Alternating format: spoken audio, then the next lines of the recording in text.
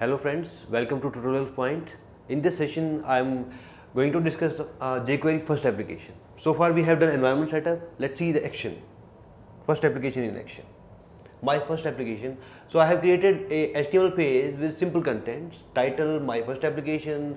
URL is for Google CDN, jQuery main.js.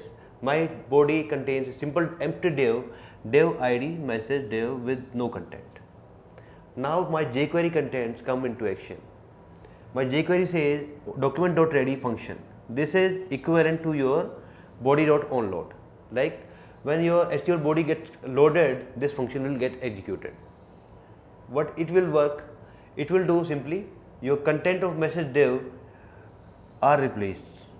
Like hash message div.html will be hello1 with h2 heading 2. That's it. So let's open the file in standard browser to see the result. It show you hello world. So let's see this practically. I will open a browser, I'll write the code and show you the output. Let us start with our first application.